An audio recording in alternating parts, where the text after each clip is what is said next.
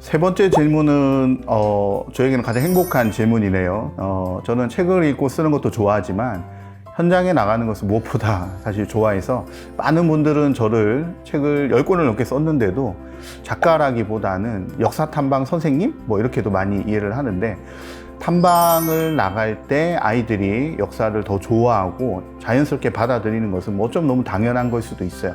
다만 내가 이제 어디를 갈 때 어떻게 가고 가서 무엇을 해야 되는가에 대한 좀 그런 걱정을 하시는 분들이 사실 많이 계셔서 질문도 많이 받거든요.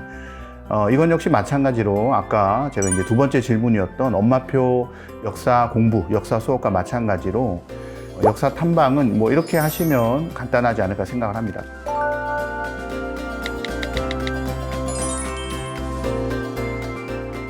첫 번째는 책과 우리 관련해서는 우리 가다에 나오는 장소들을 주의 있게 보셔서 아이들이 여기 가고 싶어야 하면 체크를 해 두셨다가 그때그때 가보시는 것만으로도 좋아요. 단 그냥 가시면 안 되고요. 반드시 책을 들고 가셔야 됩니다. 해서 책에 나오는 부분과 해당 장소를 찾아보는 것, 이게 이제 첫 번째겠죠.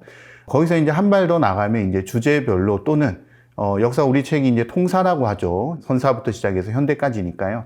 역사의 순서대로 장소를 가는 것도 사실 추천할 수 있는데, 아마 많이 아실 거예요. 주변에서 역사 탐방 이렇게 어디 팀을 이뤄서 다니게 되면 대체로 이제 서울권 같은 경우에, 수도권 같은 경우에는 뭐 암사동 선사주거지부터 시작을 해서 서대문 형무소 역사관, 또는 이제 전쟁기념관 6.25 전쟁까지 마무리를 하면서 굵직굵직한 장소들을 많이 다니거든요.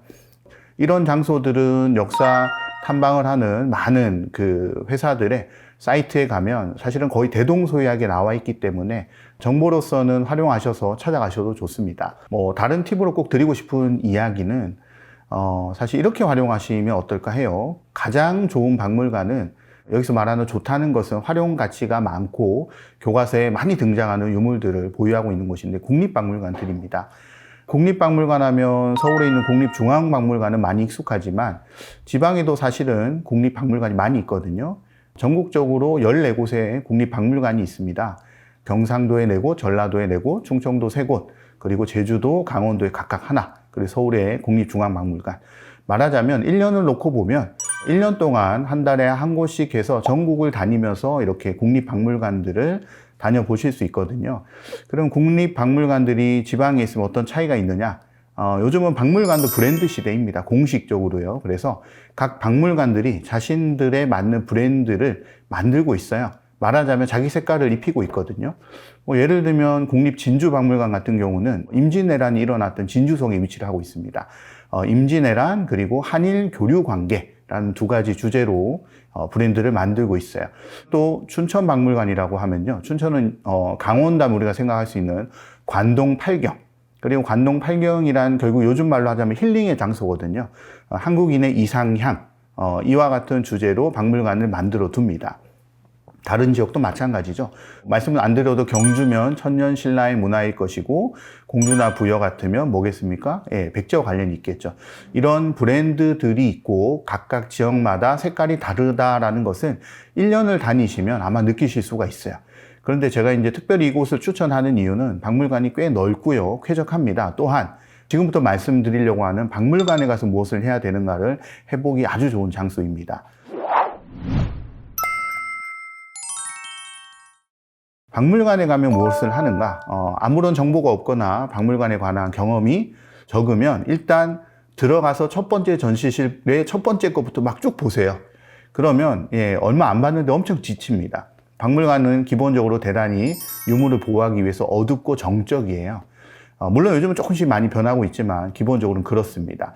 그리고 바닥도 친화적이지가 않아서 조금만 걷다 보면 굉장히 힘든 느낌을 많이 받아요. 그래서 지쳐서 나오는 경우가 많은데, 사실 박물관은 놀이터라고 생각하셔야 됩니다. 그래서 박물관에 가서 내가 뭔가 하나를 하고 나오고 다음에 또 가고, 그래서 자주 가는 놀이터다 생각하시고 이제 그런 차원에서 준비를 하셔야 돼요. 예를 들면 지금 국립중앙박물관 가시면 뭘 할 수 있냐면요, 박물관에서 토끼 찾기라는 것을 합니다. 의도적으로 박물관에서 준비를 했어요. 토끼 해잖아요. 그래서 10마리의 토끼를 찾기. 그러면 토끼를 찾는 것은 어디에 가면 볼 수 있느냐? 사이트에 가면 용지를 출력을 하실 수가 있습니다. 출력하지 않더라도 이름만 이렇게 써서 가서 토끼를 찾는 것을 하실 수가 있겠죠. 엄마가 할 일은요, 토끼 모양의 참 잘했어요 스탬프를 구입하시면 됩니다. 해서 갈 때마다 하나씩 찍어주면 그것만으로도 박물관 하루 즐겁습니다. 그런데 이제 그게 없는 곳들도 있어요. 그럴 경우는 제일 하기 쉬운 게 뭐냐, 동물 찾기도 할 수 있고요. 또 하나 제일 좋은 것은 5가지 색깔 찾기.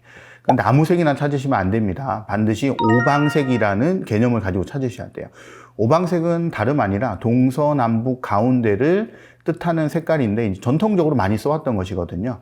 그래서 동서남북의 색, 예를 들면 동쪽은 푸른색, 서쪽은 하얀색, 남쪽은 빨간색, 북쪽은 검은색, 가운데는 노란색입니다.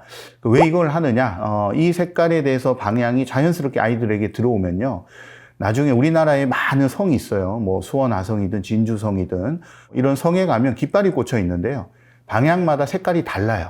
근데 어느 순간 아이들이 깨닫습니다. 그럼 이거는 결코 잊혀지지 않는 거예요. 그리고 규칙이라는 게 있구나 느끼게 되거든요. 이 단계까지 가기 위해서 제가 말씀을 드리는 거거든요. 그래서 박물관 가서 색깔별로 유물을 찾아서 그 유물에 대한 대략 그림을 그리고 이름을 쓰는 형태로 엄마와 아이가 누가 먼저 하는가, 띄면 무조건 반칙입니다. 박물관 규칙 에티켓은 지켜야 되니까요. 그래서 요 오방색 찾기도 좋고요. 또 하나 이제 요즘 비주얼 시대잖아요. 그래서 방가사유상 이렇게 하고 있는 거 다 알고 계시죠? 네. 방가사유상이라든지 또 불상의 모습들 또는 그림 속에 있는 뭐 인물들의 모습들을 똑같이 흉내내서 사진 하나씩 찍으세요. 10개를 찍습니다. 다 모아서 하나로 출력을 하면 굉장히 볼만합니다. 박물관별로 모습을 따라하기. 이거는 사실은 유럽 박물관에서 많이 하고 있는 거예요. 유럽에 제가 이제 갔을 때 벌써 이제 한 20, 30년 됐죠. 가장 인상적이었던 것이 유럽 박물관에는 아무래도 회화 중심입니다. 그림 중심이다 보니까 그림의 모습을 따라하고 있는 아이들, 그런 자세를 오랫동안 따라하는 모습들 많이 보거든요. 우리 박물관에서도 한번 적용을 해보는 것, 이것이 좋고요. 그리고 또 하나 마지막으로 제가 말씀을 드리자면 도슨트가 돼보는 건데요. 도슨트란 어려울 것이 없습니다. 설명하는 거죠. 전시실 하나에 들어가서 각자 한 5분에서 10분 정도 시간을 갖고요. 가장 마음에 드는 것 2개를 선택을 합니다. 그리고 그 2개를 1분간 설명하기 또는 2분간 설명하기라는 목표를 놓고 준비를 하는 거예요. 그래서 뭐 처음에는 아마 설명 잘 하기 힘들 거예요. 근데 이제 몇 차례 해보시면 얘기할 거리들이 정말 많이 나옵니다. 예를 들면 거기 적혀 있는 걸 처음에 쭉 읽을 거예요. 근데 설명은 그런 게 아니거든요. 왜냐하면 읽는 사람도 재미없고요, 듣는 사람도 재미가 없습니다. 재미라는 것은 내가 느끼는 감정, 내가 느끼는 것들을 상대방한테 공감으로 주는 거잖아요. 그래서 예를 들면 도자기를 하나 본다 그러면 이렇게 출발하는 거죠. 자, 이 도자기를 한번 유심히 보세요. 일단 첫 번째 도자기 색깔을 오른쪽 왼쪽 보세요. 색깔 잘 보셨나요? 옆에 있는 도자기랑 좀 차이가 느껴지나요? 파란색은 우리가 아는 파란색하고 조금 다르죠? 마음이 좀 편해지는 것 같아요. 무늬도 한번 보세요. 잘 보면 무늬가 있습니다. 바탕색이 파란색이라 안 보이는 것 같지만 가까이서 보면 꽃 모양도 있고 보여요. 무늬만 보지 말고요, 눈을 더 크게 뜨면 금이 간 것처럼 되어 있습니다. 잘 보세요. 그럼 이거 잘못 만든 걸까요? 깨진 걸까요? 이런 식으로 이야기하는 연습들을 엄마와 아이가 계속 해보시면요, 발표라는 게 다른 게 아닙니다.